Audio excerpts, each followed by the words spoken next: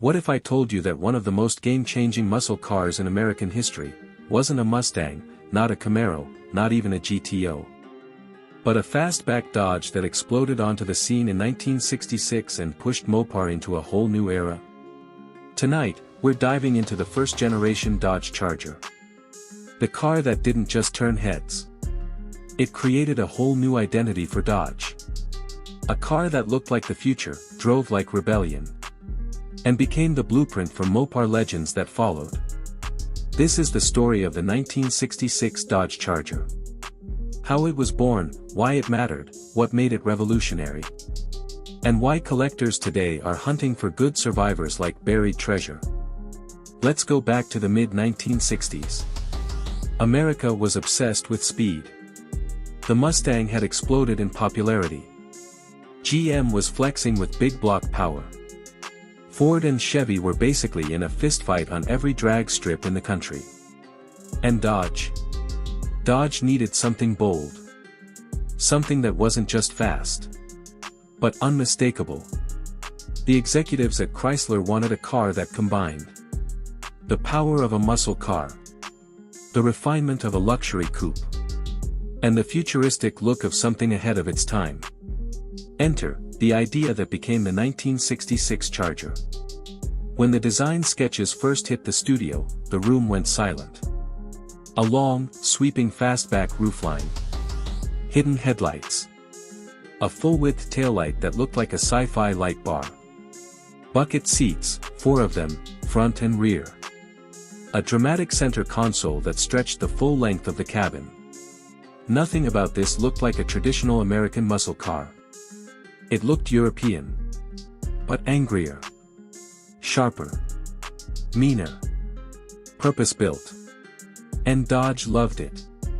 Production began in early '66. Dealers were nervous. Some thought it looked too strange, too futuristic, too non-Dodge. But the moment the cars arrived, everything changed.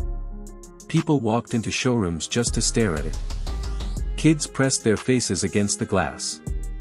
And adults who already drove big sedans suddenly wanted something with flair. The first buyers of the '66 Charger weren't just looking for horsepower. They wanted a statement.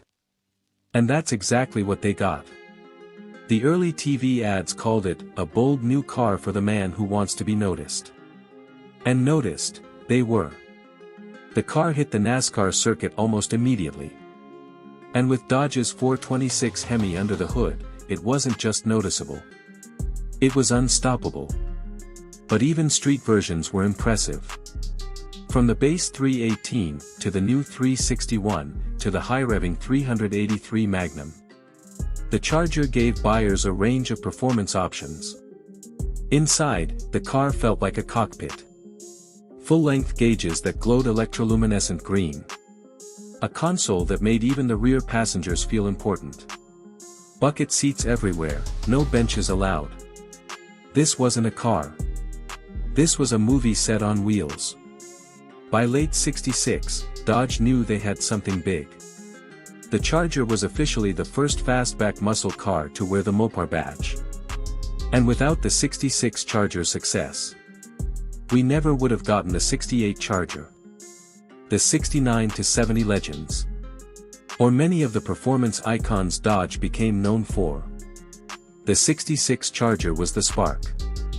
And every collector today knows it. Let's break down the numbers that matter. Production numbers. Total 1966 Chargers produced, 37,300. Rare enough to matter, common enough to still be found, but clean survivors.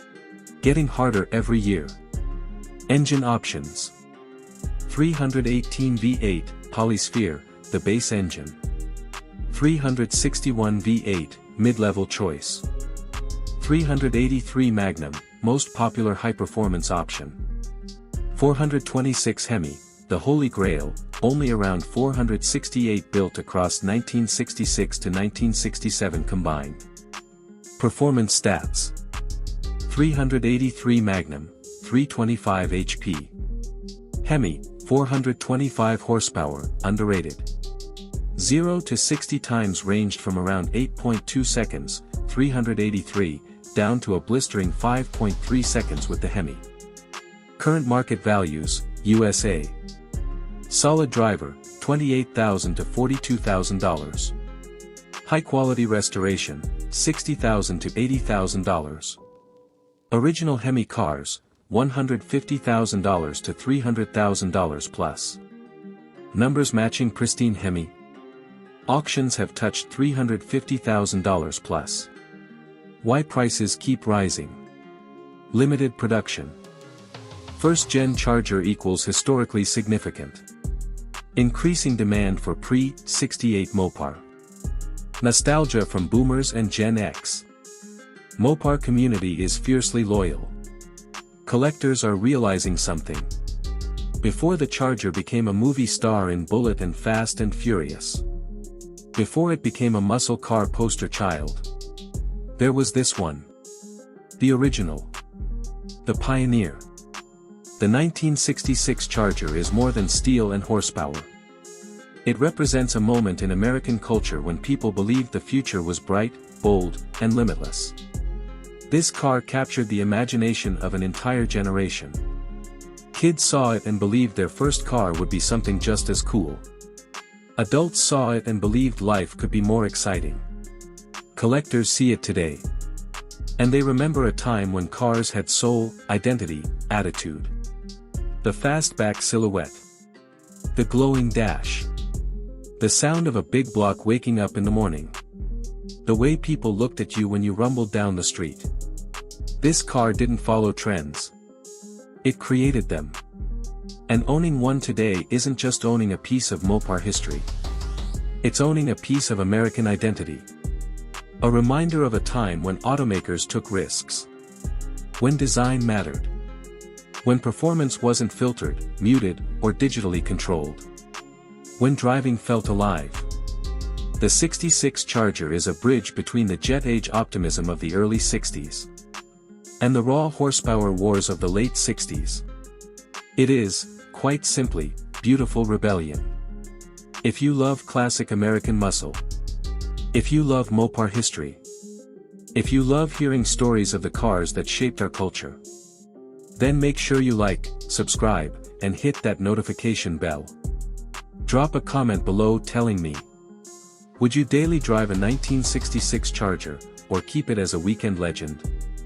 And if you want more deep dive documentaries like this, tell me which Mopar you want next. Your request might be the next episode. Thanks for watching. And long live the legends of Detroit.